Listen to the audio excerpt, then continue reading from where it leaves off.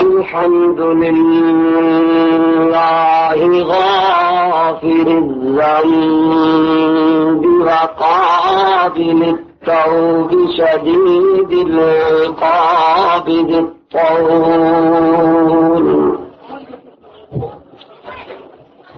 لا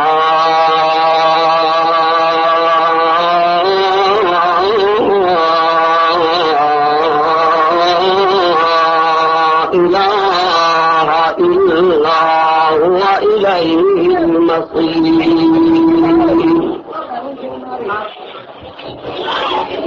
ونشهد أن لا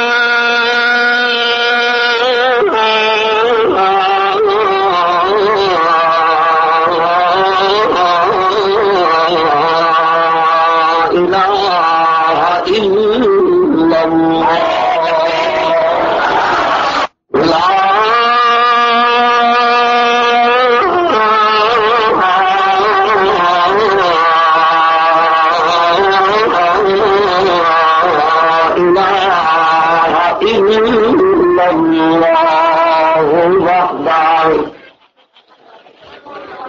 لا شريك له ولا فريق له ولا معين له ولا مثيل له ولا كفيل له ولا شبيه له ونشهد أن سيدنا وسندنا ونبينا وشفيعنا وإمامنا وإمام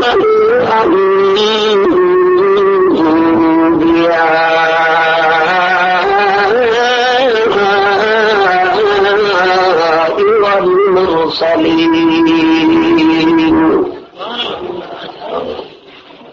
قال الله تبارك وتعالى في القرآن المجيد وفي كلامه المجيد أعوذ بالله من الشيطان الرجيم بسم الله الرحمن الرحيم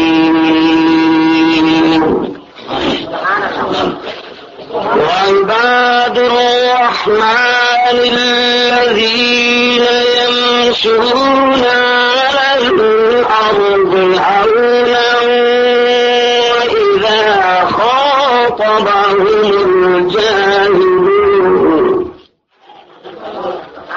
وإذا خاطبهم الجاهلون قالوا سلاما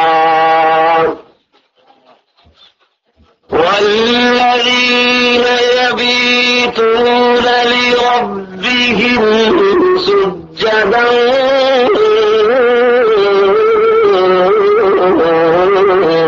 وقياما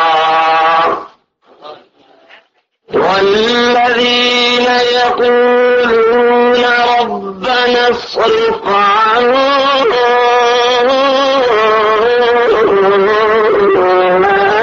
عذاب جهنم إن عذابها كان غراما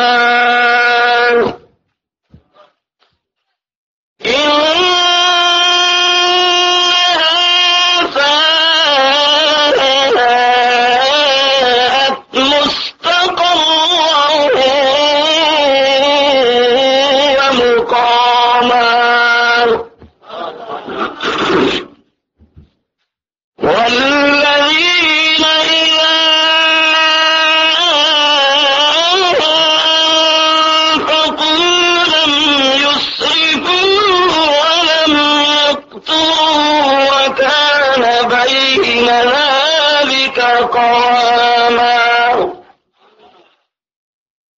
والذين لا يدعون مع الله إلها آخر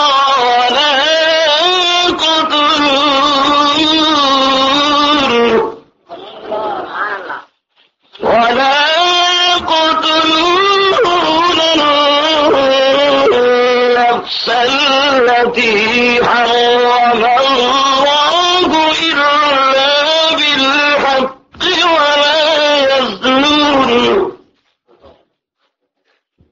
ولا يقتلون النفس التي حرم الله إلا بالحق ولا يزنون. وعن أبي هريرة رضي الله تعالى عنه قال قال النبي صلى الله عليه وسلم كل أمة يدخلون الجنة إلا من أبى. قيل من أبى يا رسول الله؟ قال من أطاعني دخل الجنة ومن عصاني فقد أبى، أو كما قال النبي صلى الله عليه وسلم. وقال النبي صلى الله عليه وسلم لا تقوم الساعة حتى يقال في الأرض الله الله الله. وعن عائشة الصديقة رضي الله تعالى عنها قالت كان رسول الله صلى الله عليه وسلم يذكر الله على كل أحيانه. صدق الله وصدق رسوله النبي الصادق الأمين، ونحن على ما قال ربنا من الشاهدين والشاكرين، والحمد لله رب العالمين.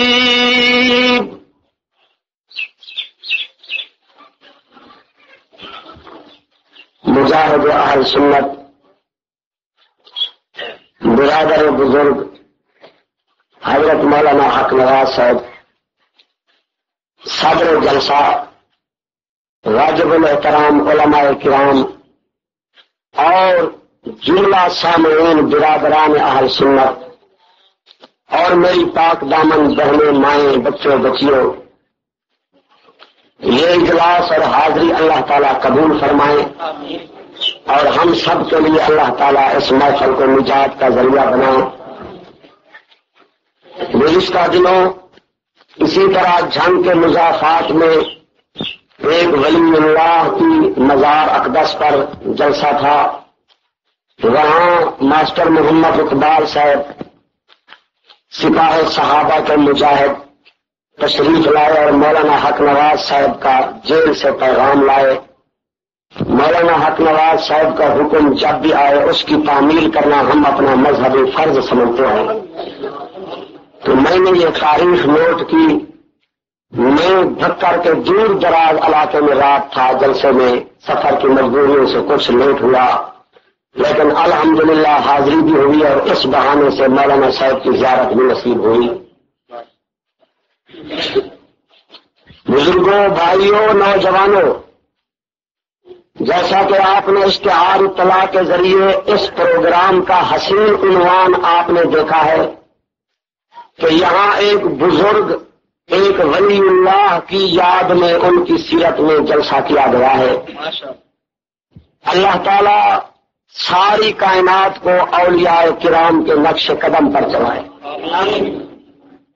میں نے جو احادیث آپ کے سامنے پڑھی ہیں علماء تو سمجھتے گئے میرے پڑھتے.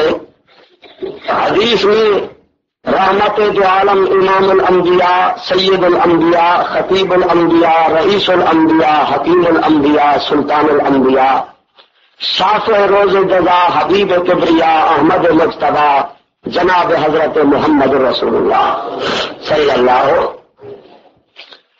آپ نے فرمایا ہے حدیث کے الفاظ ہیں، فرمایا جب تک زمین پر اللہ اللہ اللہ ہوتا رہے گا قیامت قائم نہیں ہوگی۔